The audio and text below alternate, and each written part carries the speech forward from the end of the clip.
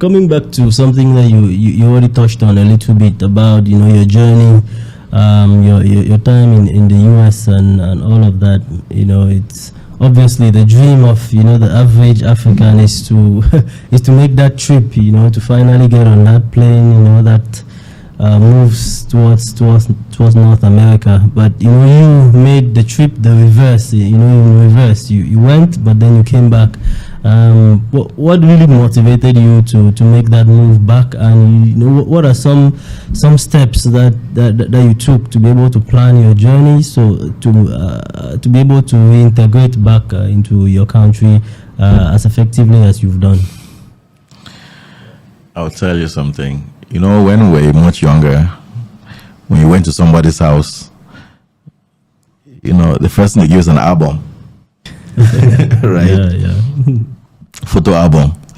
And most people pride themselves by how many bush followers they had in that album. Like, you find someone's album is all bush people.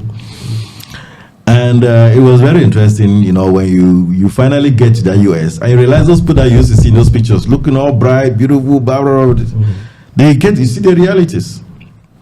When I got to the US, the realities that hit me, I felt like crying. I'm like, this is a man we have been seeing this whole time. I was looking at, there's good cars, good houses. But once you get to the US and you understand the US, sometimes when I write about the US, some people say, but I'm like, no. People need to tell you the truth. They can tell you the truth about Cameroon, but nobody tells you the truth about the US. Yeah. Nobody will tell that they will see a pit toilets in the US. That's how some parts in the US people use a pit toilet. US has more homeless people than Cameroon. Are you getting me? Yeah. Today, if your cousin lives in a village, comes here and say, hey, you say, mother, even use the couch, you will have no problem. In the US, you cannot even have someone using your couch, because the moment the light bill starts to go, water bill goes up, every best your landlord can say, hey, this house can only have 3 people. We don't have this person on the list. Yeah. So the realities of the US hit me early on, and it hits everybody. Everybody. It's just that people accept it, some people deny it. For me, like I started telling in the beginning, I have never wanted to do things normally. That's my drive. I don't want to think that I'm a very normal person. Yeah. It's okay for me. So I wanted to do it differently. I got to the US, and this is what I realized. I saw the realities, and I'm like, no. I want to do this differently. Then I said to myself, but I see all these people in Cameroon who have made it. The photos, the cages, they didn't leave this country. They didn't study abroad. You've not read any of those people's biography. They say they studied at whatever. No. They did it here. I know of the Igbo man who crosses from there on foot, comes to Cameroon, and he's building skyscrapers in his village. Are you getting me? I know the Burkinabe who is in Cameroon who is making big things. I know the Chadian who is here who is doing shoe mending, and in Chad is and I'm like, what is our problem? Why am I leaving the land of glory for many people trying to go find land of glory somewhere else when there is this land of glory? So now I started reconstructing all of that in reverse action. What needs to happen? What can be done? I'm looking at people. I'm looking at it. You go to a function in the US, an event, you find those old people, they're already in their 50s. They are still trying to dance more than the younger people. I'm like, these are the people that missed it in life, my brother, But when you see the pictures, the things that they are making, they are not having fun. Life is stressful. It is a stressful life, my brother. Believe me, no one, forget what they will tell you. Many people right now in the US would wish that they never were stuck in the US. They are not there because they love it. They are stuck. Once you are there, you have a family, you have kids, you have that, you're in the system, you are stuck. You cannot even be able to do anything. Mm-hmm. Most of them wish that they had the latitude to be able to come back home and live like some of us just be here. But again, it's a decision that you have to make early on. You cannot eat your cake and have it back. I chose that I would move back to Cameroon. I will live in Cameroon, but I will make my own America in Cameroon. That was my vision. That yes, whatever you say that you have there, I would make it in this Cameroon. I have seen people do it. Even though they do it in very archaic ways, I would do it very naturally. I would do it seamlessly. And that was it. So I started reconstructing. I left this country in 2003. That was a long time ago. 2006 was the first time I came back to Cameroon. Wanted to have a feel, and I told myself that I wanted to come back every year till I move back. I didn't want to feel that I don't want to get comfortable in America. I finished school in 2010. I finished school in July. August 13th, I already moved back to Cameroon. That was how bad I never wanted to be there. You get me?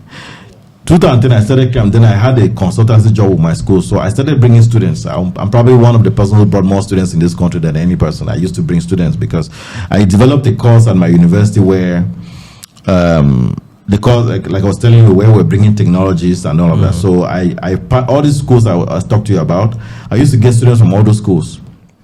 In Cameroon, we partnered with local universities. We had Christian University in Bali. We had Bamai University of Science and Technology. We had UB. We had all these schools that I was partnering with. So I'll bring my students from the US, partner them with my local students, and they will go on a problem-solving mission. We can have a technology at a time. We give it to them. They use a prototype, identify solutions. We recreate it, go back to the US. We had all of that. So it gave me that opportunity to move back and forth. Then it was 2013 that I finally cut off from being the US university, because at some point now, all the schools that I was working at wanted me to be there, wanted me to stay there, wanted me to be a permanent staff. I'm like, no, I can't. So even to the point where when I was finally moving back to Cameroon, I had a very good job offer at a bank. The offer was $90,000. It was $45 million, you'd imagine. Yeah. It was a very tough decision. You imagine that you come out of school and they're offering to pay you $90,000. This is at a bank, and I'm like, if I take this first paycheck, I will never want to leave it. I knew that. So it was either abandoning all of that and going to start. I didn't come to Cameroon with money. Some people would think that, no, I see sometimes some people say, no, I didn't make money in the US. No money. None of it. I remember I came to Cameroon, I was owing student loans. So you understand, I didn't make money. But I moved back because I believe that there is something here. I've seen people make it. Why not me? What makes me different? And I didn't have to come and wait to get a government contract or get into fraudulent stuff. Never. Never had intentions, never had to, never even ventured, never. Yeah. Not as if I won anything from 1xBet or whatever. I never wanted anything to be out of luck. I wanted to work for it. I wanted to feel it. Like I said, it's an element of sacrifice. You have to do it. So just to give you a better transition, I don't want people to ever think that transition is easy. No, it's difficult, but it has its rewards. You have to be ready. I knew at some point that I want my kids to grow in Cameroon. You and I grew up here. The kids that are grown there and those one here, they are two different calibers. You know it. They are two different. Even health-wise, even education-wise, even everything, they are very different. Kids out there have never seen natural earth. They walk on tire every day, everything, they are fragile, everything, there are vaccines everywhere, here, there. They are just I just say they are unnatural. So I told myself that one was, I wanted to live in Cameroon. I wanted my kids to grow here. I want to teach them what we have here, and it meant that I needed to be here. And I didn't want to come back to Cameroon when I have made it there. The realities you don't hit, you don't see it. That's why I could come and I could go live in the village. You see what I'm saying? And that's why my progression has been this organic. I've been taking those steps. I can tell you everything. That's why we can stand and we can have a conversation like this. Not many people can be this detailed in this subject matter. I can give it to you. So, for an educated perspective, to answer to that question, how has that transition been? For any person who wants to follow this path, the first aspect in the US, you invest in what you call intellectual capital. That's the one and only thing that I can tell anybody that the US can offer to you, intellectual capital. And I can speak for the US. I'm not talking about that's where I lived at. Intellectual capital. I realize that if you leave a US university, even if not a community college, even if it's a mushroom school somewhere, as long as it's a US, you're studying in the US, there's some rite of passage. You get me? So to me, that was important. You gain intellectual capital. After you gain intellectual capital, you go on to gain social capital. Social capital is social acceptance. People accepting you for who you are, what you're doing, and all of that. Which is the point where I started now being able to communicate, letting people know me, what I do, all of that. After social capital, you gain what you call economic capital. Economic capital now is being able to develop a business, recruiting persons, doing things, charity, all of that. You get it? Now from economic capital now, you can now move on to stature. Whatever that becomes. You know, some people decide to take that now, and either want to do politics, either become an executioner, either become, but you become an authority. You command a particular speech in a particular place. You command your own space. And that is what it takes. So sometimes some people want to skip all of this and then just come to Cameroon when they have already made money and expect that they can just come and then just set things up. Okay, yeah, I'm building a 10-story building, building a mini city. The realities of that will hit you hard. Because it's not just building a mini city, it's managing that mini city. It's managing the people who manage the mini city. It is hell. You will lock up everybody someday. You get me? And that's why some people will come, I've bought 400 million, I always hear them. I'm like, calm down, chief. You are not exciting somebody here. The problem is that you guys didn't follow the pattern. Everything has a path. You understand? Everything has a path. You don't just believe that, okay, money is not everything. Because I have a lot of people in the US. Oh yeah, I bought 100 hectares. Why? You buy 100 hectares, you can barely walk to see the peripheries of your land. Why you want to disturb yourself? You buy 100 hectares. Okay, how many people do you have employed on the land? Do you know all of them? You know it. Here Cameroon is relational. People like to, I know all my employees by name. I know their parents. I know which village they come from. I know their siblings. I know them that much. Yeah. Even if I have 500 of them today, I will know them that well. That is what you have to do. So to me, I didn't want to skip those steps. Like I've mentioned my mentor here several times. He's someone who did business in Cameroon at a very high level. He introduced computers, as a matter of fact, in Cameroon.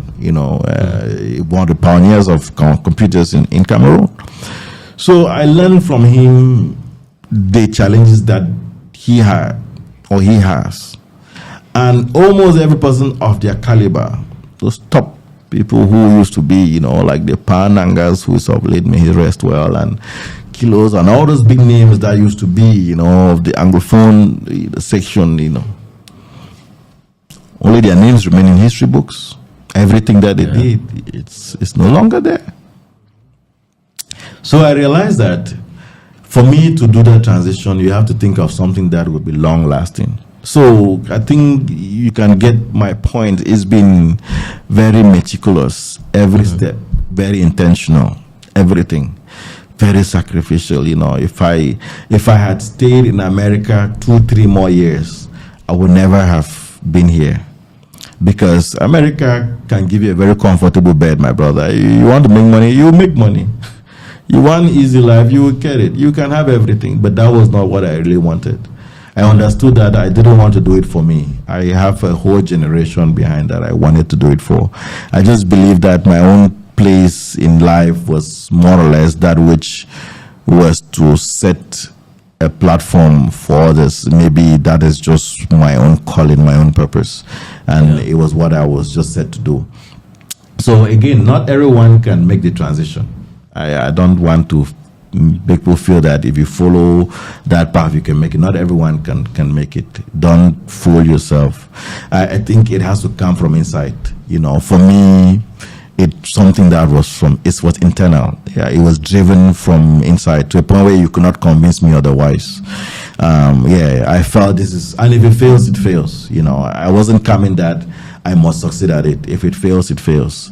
But I was coming to give it my all. Like the Igbo man, like I tell you, who lives, you know, Kaduna and walks, you know, on foot to get here, knowing that, listen, the next time I'm going back to my hometown, I have to go back with something. I'm not going back empty-handed. I knew that I'm coming back to Cameroon, and I was coming to give it my all.